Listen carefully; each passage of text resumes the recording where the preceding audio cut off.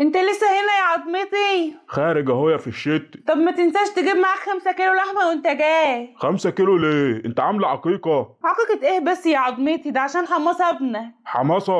حماسه هياكل 5 كيلو لحمه في اسبوع؟ ليه؟ هو عنده انيميا؟ اسبوع ايه بس يا عظمه؟ 5 كيلو دول عشان اللانش بوكس بتاع المدرسه. نهارك اسود، هتحط في اللانشون بوكس 5 كيلو لحمه؟ الناس كلها بتعمل كده دلوقتي يا عظمه، ده غير الكرشه والفشه والممبار. كرشه وفشه وممبار؟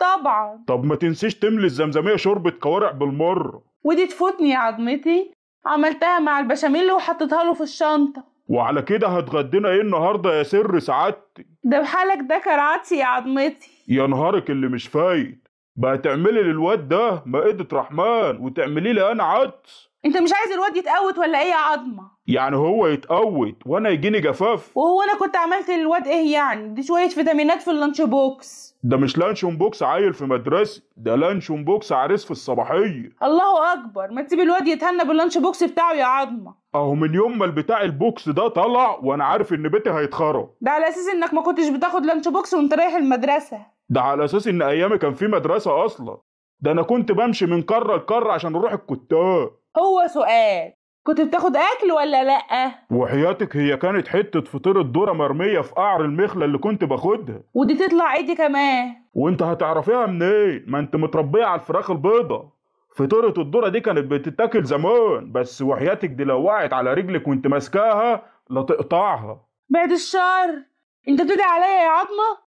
كل ده عشان عملت للواد لقمه ياكلها؟ دي مش لقمة، ده فطار اول يوم رمضان. دول حيالله شويه لحمه. وياخد لحمة ليه؟ هو راح يتعلم ولا راح يشيل طوب؟ دول شويه لحمه على شويه مكرونه بشاميل على شويه شوربه كوارع والشيبسي اللي بيحبه. السؤال هنا بقى، هو فاضل مكان للكتب؟ ده ابني وانا عارفاه، ده مش محتاج كتب، ده محتاج يتغذى. يتغذى ايه؟ ده بعد الاكل ده مش محتاج يتغذى، ده محتاج عروسة. مطرح ما يسري يمري، اصل انا عارفه ابني بعد ما ياكل اللانش بوكس ده هياكل المنهج اكل. وهو هيبقى ليه نفس ياكل حاجة تانية؟ ده الاكل ده هيكبس على نفسه ينيمه لحد اخر السنة. شفت يا عظمه؟ الكلام خدني ونسيت احط له الاستريبس في الشنطه. كله الا الممنوعات يا عفاف، انا لا يمكن اسمح بكده. ممنوعات ايه يا راجل؟ كل اللي انا قلت عليه ده اكل. هي ايه ريحة الشياط اللي جايه من المطبخ دي يا فرحة عمري؟ نهار ابيض، العدس بتاعك اتحرق، كده هتجيب اكل من بره وانت جاي يا عظمتي.